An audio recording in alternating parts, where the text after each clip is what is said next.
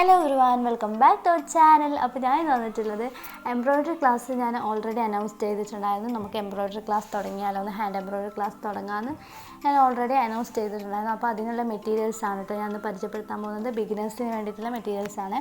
അപ്പോൾ ഫസ്റ്റ് തന്നെ നമുക്ക് വേണ്ടത് ഫ്രെയിം ആട്ടോ. ഫ്രെയിം എന്ന് പറയുമ്പോൾ നമ്മൾ 7 ഇഞ്ചിൻ്റെ ഫ്രെയിം എടുക്കുന്നതായിരിക്കും ഏറ്റവും ബെറ്റർ. പിന്നെ ഞാനിപ്പോൾ ആദ്യം കാണിക്കുന്നത് 5 ഇഞ്ചും അതിൻ്റെ ബാക്കിലുള്ള 7 ഇഞ്ചും കേട്ടോ. അപ്പോൾ 7 ഇഞ്ചാണ് ഏറ്റവും ബെറ്റർ. 5 ഇഞ്ചൊക്കെ നമുക്ക് വെറുതെ വേസ്റ്റ് ആവും കേട്ടോ. പിന്നെ അത് ഓപ്പൺ ചെയ്യുന്ന, അതായത് അത് എങ്ങനെ ഊരുക, അതിൽ ഫിറ്റ് ചെയ്യുന്നതൊക്കെ ഞാൻ ക്ലാസ്സിൽ ഡീറ്റെയിൽഡ് ആയിട്ട് ഞാൻ പറഞ്ഞു തരും കേട്ടോ. ഇപ്പോൾ ഞാൻ ജസ്റ്റ് മെറ്റീരിയൽസ് മാത്രമേ പരിചയപ്പെടുത്തുന്നുള്ളൂ. ഓക്കെ. പിന്നെ എംബ്രോയ്ഡറി ത്രെഡാട്ടോ വേണ്ടത്. എംബ്രോയ്ഡറി ത്രെഡ് കുറച്ച് അധികം വാങ്ങി വെക്കുന്നത് നല്ലതാട്ടോ. കാരണം നമുക്ക് അത്യാവശ്യം നല്ല വർക്ക് ചെയ്യാനുണ്ട്.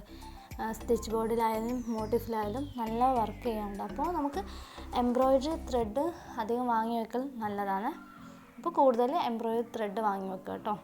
പിന്നെ അടുത്ത വന്നിട്ട് വൈറ്റ് പോപ്ലിൻ ക്ലോത്താണ്.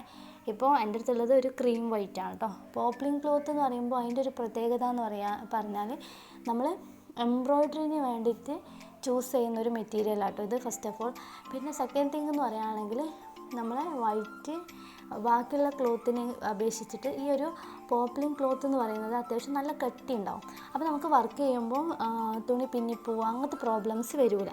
അതുകൊണ്ടാണ് വൈറ്റ് പോപ്ലിൻ ക്ലോത്ത് യൂസ് ചെയ്യുന്നത്. പിന്നെ നമുക്ക് സിസർ വേണം. അത് ഒരു ചെറിയ സിസർ അല്ലെങ്കിൽ ട്രിമ്മർ യൂസ് ചെയ്യാം. ഓക്കെ. പിന്നെ നമുക്ക് വേണ്ടത് യെല്ലോ കാർബണാണ്. യെല്ലോ കാർബണും പിന്നെ നമുക്ക് ഒരു ബട്ടർ പേപ്പറാണ് വേണ്ടത്. ട്രേസിങ് പേപ്പറെന്നും പറയും. ഓക്കെ.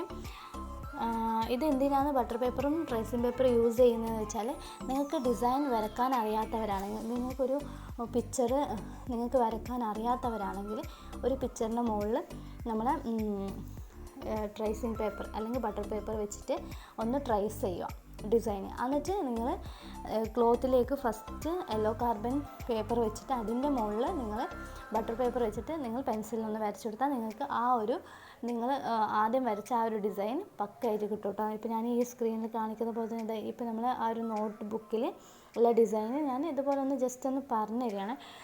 ഇത് കാണുന്നുണ്ടല്ലോ ഈ ബട്ടർ പേപ്പറിൽ നല്ല തെളിഞ്ഞ് കാണുന്നുണ്ട്. അപ്പോൾ അതിൻ്റെ മുകളിൽ കൂടെ നമ്മളിങ്ങനെ വരയ്ക്കുകയാണ് ചെയ്യല്.